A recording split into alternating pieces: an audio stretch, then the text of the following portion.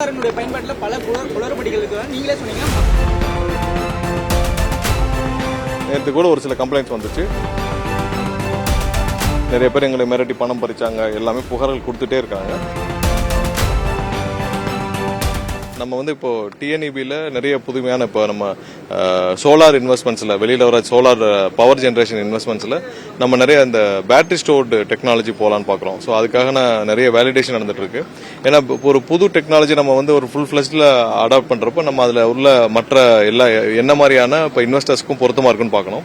So அதுக்காக தான் இன்றைக்கி ஐஐடிக்கு வந்தோம். ஸோ ஐஐடியில் வந்து இங்கே ஏற்கனவே பேட்டரி ஸ்டோரில் என்னென்ன மாதிரியான புது டெக்னாலஜி, ஏன்னா லித்தியம் இருக்குது, லித்தியம் பேட்டரிஸ் இருக்குது, வெனடியம் பேட்டரிஸ் இருக்குது, இப்போ சோடியமில் பேட்டரிஸ் இங்கே தயார் பண்ணிட்டு இருக்காங்க.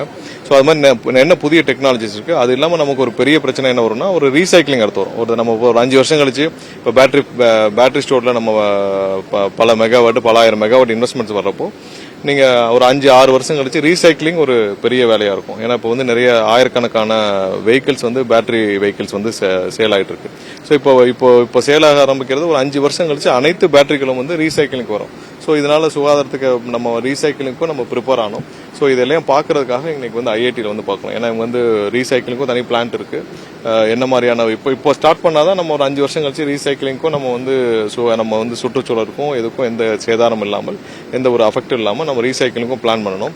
ஸோ அதுக்கு சேர்த்து தான் இன்னைக்கு வந்து பார்வையிட வந்திருக்கோம். ஸோ இங்கே இருக்கிற பேட்டரி டெக்னாலஜி என்ன பண்ணிட்டு இருக்காங்க, ரீசைக்கிளிங் என்ன டெக்னாலஜி பண்ணிட்டு இருக்காங்கன்னு சொல்லிட்டு இது அனைத்திற்கும் சேர்த்து ஒரு பாலிசியாக நம்ம கிரியேட் பண்ணி தான் அடுத்து வர நம்ம இன்வெஸ்ட்மெண்ட்ஸை ப்ராப்பர் அலோவ் பண்ணணும். ஸோ அதனால தான் வந்திருக்கோம். ஏன்னா நம்ம ரெனியூபிள் எனர்ஜியில் ஆல்ரெடி 30,000 மெகாவாட்டை தாண்டிட்டோம். ஸோ இப்போ ஸ்ட்ரீம்லைன் பண்ணி அலோவ் பண்ணால் அடுத்து வர்ற ஃபியூச்சரில் வர்ற அனைத்து இன்வெஸ்ட்மெண்ட்ஸுக்கும் நமக்கு வந்து எந்த ஒரு பிரச்சனையும் இல்லாமல் தமிழகத்துக்கும் ஒரு நல்ல ஒரு இன்வெஸ்ட்மெண்ட்டாக இருக்கும், நமக்கும் பயனுள்ள ஒரு இன்வெஸ்ட்மெண்ட்டாக இருக்குன்றதுக்காக தான் இன்றைக்கி வந்து ஐஐடியில் இருக்கிற அவங்களோட லேப்ஸு இப்போ இங்கே இருக்கிற பேட்டரியில் என்ன மாதிரியான புது டெக்னாலஜிஸ் யூஸ் பண்ணிட்டு இருக்காங்க, ரீசைக்கிளிங் எப்படி பண்ணிட்டு இருக்காங்க, வர ரீசைக்கிளிங்க்கு என்னென்ன டெக்னாலஜிஸ் இருக்குது, இதெல்லாம் பார்த்து நம்ம வந்து அது தக்கன பாலிசி கிரியேட் பண்ணி நம்ம புது அப்ளிகேஷன்ஸ் அலோவ் பண்ணுறதுக்கான இங்கே வந்திருக்கோம். ஆமா, கண்டிப்பா. அது இப்போ இதெல்லாம் பேஸ் பண்ணி தான் நம்ம வந்து பேட்டரி ஸ்டோர்டு அலோவ் பண்ண போறோம். ஸோ எவ்வளவு பேட்டரி ஸ்டோர்டு பண்ணா நம்ம வந்து டிஸ்சார்ஜ் எவ்வளவு நேரம் இருக்கும், அதை வச்சு தான் நம்ம பீக் ஹவர்ஸ் மேனேஜ் பண்ண போறோம்.